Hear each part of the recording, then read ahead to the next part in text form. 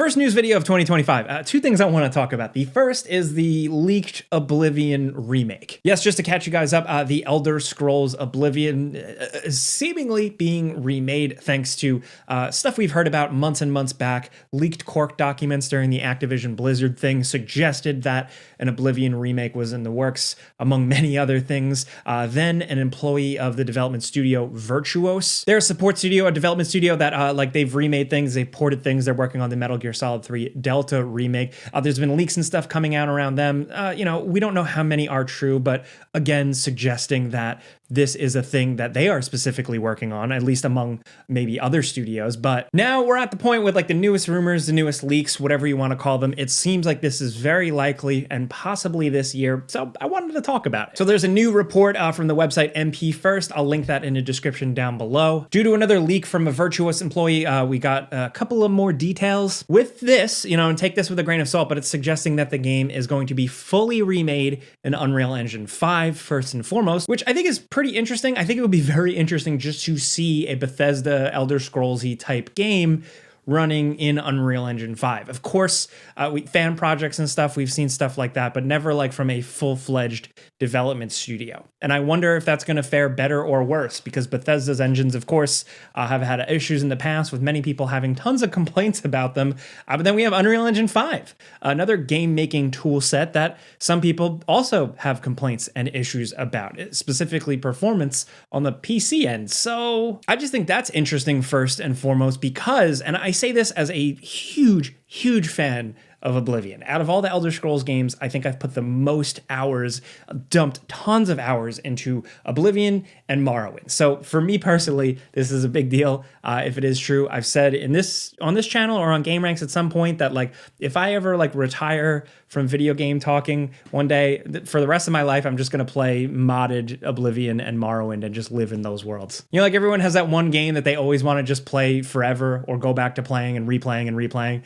Those are mine. So I'm looking forward to this. And with the Unreal Engine 5 thing, it's really curious because the original Oblivion really looked of its time. It was absolutely out of this world. Partially, I was so hyped for the game just because of the visuals alone, and it delivered. But it very much looks like one of the best examples of video games at that time. The detail, the draw distance, the bloom lighting, the normal mapping, like all of those distinct visual graphical styles are so of that time. And for me, it's part of like the makeup of like the look and feel of the game. So porting it or switching it over to Unreal Engine 5, I wonder if a lot of that is going to be lost. Oblivion is a lush, colorful, bright fantasy game. And I'm really hoping that, you know, the Unreal Engine 5 and like just a remake of this doesn't really lose sight of that. Where I think it can really benefit is the Oblivion Gate stuff, going into those and, you know, like the more dark, fiery stuff, fire effects, light, shadows. I think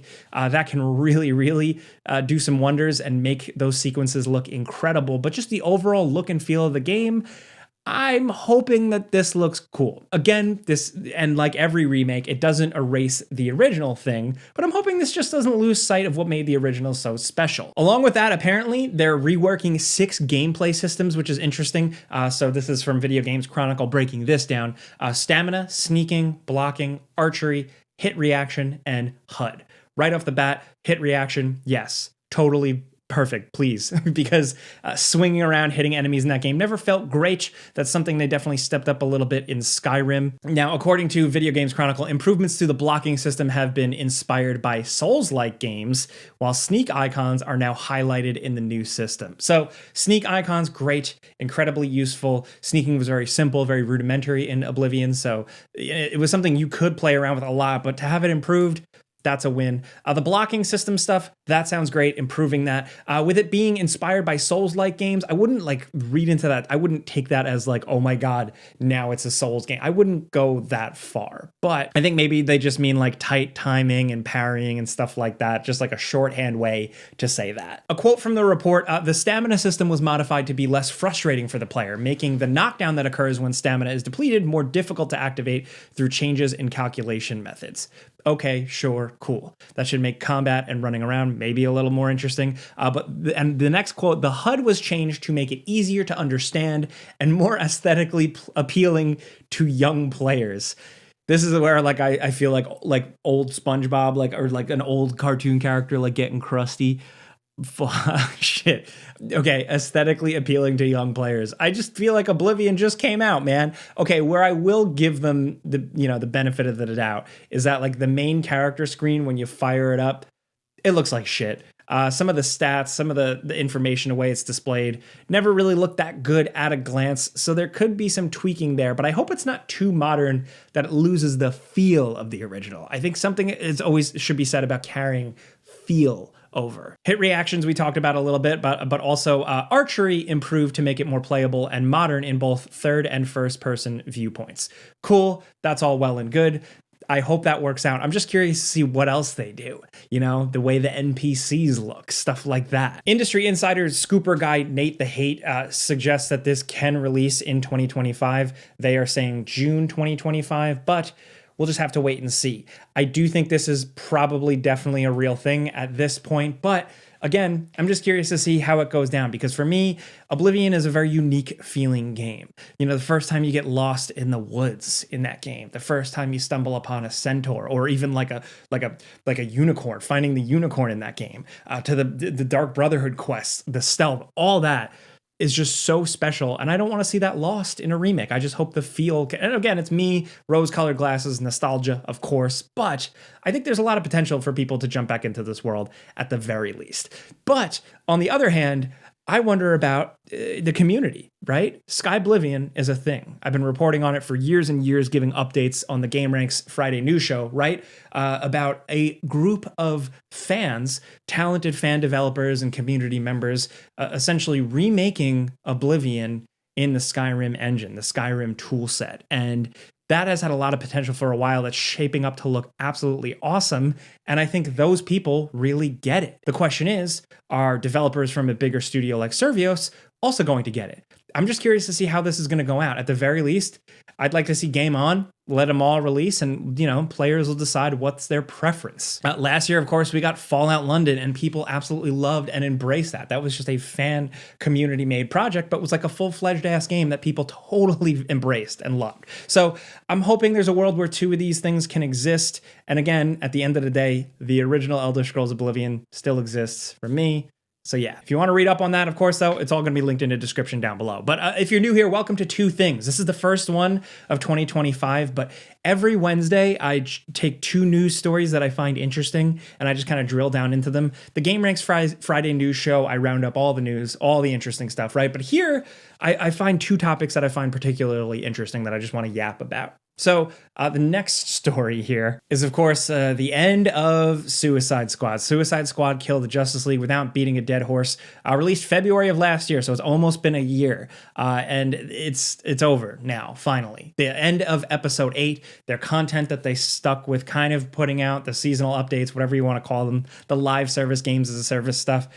The final one has released, and now the way these has been released and like little playable characters introduced and stuff, a lot of story stuff has gone down, but it's all just kind of thrown together in quick comic book panel style static image cutscenes. You know, it seems like a kind of a short-sighted, smaller thing, but now with this last update, of course, we get another little static, you know, animated cutscene thing, right? But this time around, it has major ramifications, and it suggests that, yes, all the fans were right.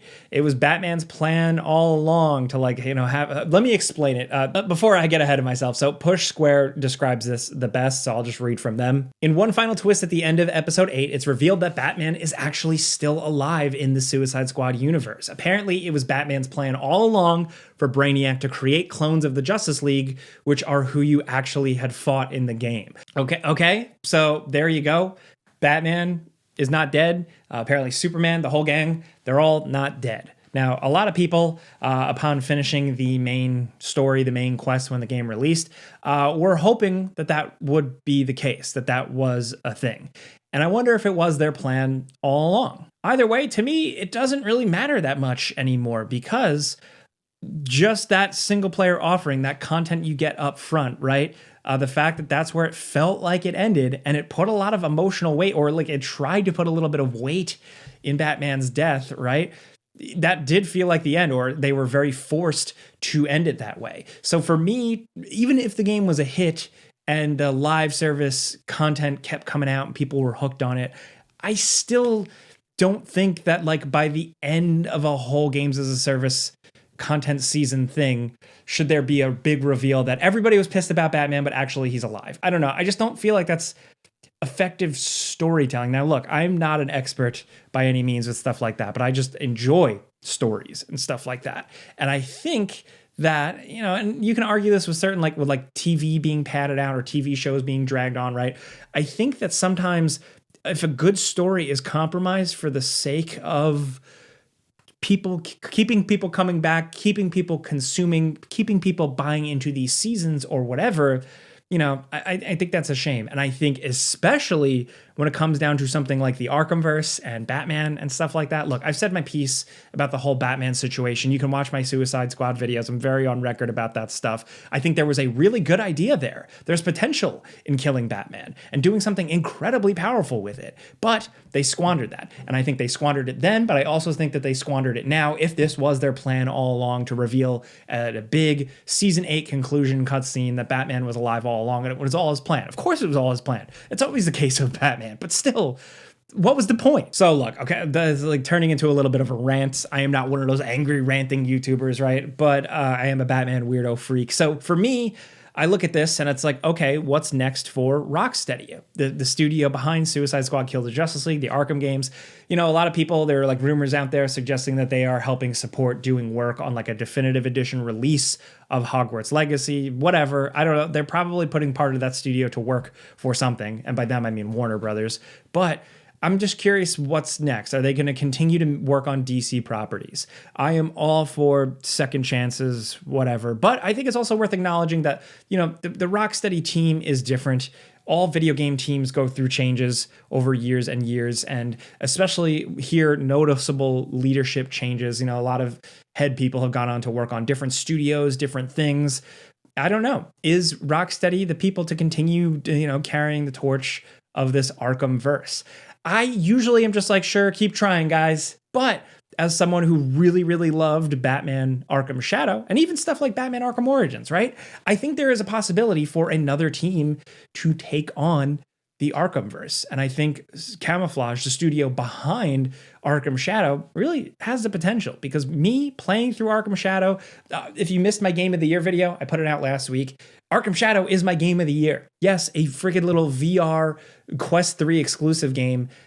I loved it so much because, yeah, it's a fun, awesome VR game. It translates that combat over perfectly, but they just get it. It like feels like an Arkham game in tone, story, all of that. And to me, like I could tell playing a game, like the people that made this are Batman fans, but also like they get the Arkham thing. And I would like to see them do more of that. In VR, cool, yes. But if they can make a full-fledged game, you know, filling in more of the blanks in like the Arkham Origins Batman, like before he becomes like the Kevin Conroy one, because we don't have Kevin Conroy anymore, so be it. That's what I would like to see. I hope I'm not talking too much about this. The coffee really, really hit today, so thanks for bearing with me. But yeah, that's where I'm at right now. The only other thing I can share is Kingdom Come Deliverance 2. I can technically offer a preview. I am reviewing the game. I can talk about the first couple of hours. I don't usually do like pre-things. I don't want to like spoil it, but I will say Kingdom Come Deliverance 2 so far is exactly what you expect. It's shaping up to be very, very solid. It is still very much uncompromised and very much for that type of player. It is still incredibly challenging. I spent hours and hours fumbling around getting my bearings, but it is bigger in every way in terms of so like an insane over-the-top variety of NPCs, voice side quests. It's like a staggering amount. And then the world size also. The worlds here are incredibly big, with NPCs milling about, going about their day. And, you know, the amount of different things you can do in the game and how you can fuck up side quests and main quests. I've screwed up a lot. Just how it all kind of continues to keep rolling, like a Baldur's Gate or something like that. How it's designed and written around all your failures and your successions has been really impressive so far. And again, that's only just in the first couple of hours. My review ain't dropping for a while on Game Ranks or on here, so I'll just leave you with that for now. But at the very least, I'd say just continue to keep your eyes on the game it seems promising. But that's it today. That's it. Of course, I'm making a news video maybe the day before the Nintendo Switch 2 is announced. I don't know. I'll do a whole separate video on that. But thank you for listening. I'd love to know what you guys think about the end of Suicide Squad and the wasted potential. Or maybe you were one of the few who stuck with it, played all the seasons. I know some of you guys are out there. Also, of course, the Oblivion remake. Am I just like a weird old nostalgic asshole at this point? Or like, how do you feel about an Oblivion in Unreal Engine 5? Let's talk about anything down in the comments. Let me know. I love talking with you guys over here. It's a little quieter, but let me know. That's it. Thank you guys for watching. Clicking the like button helps me out, but I'm Jake Baldino. Subscribe because video games, pizza's on me.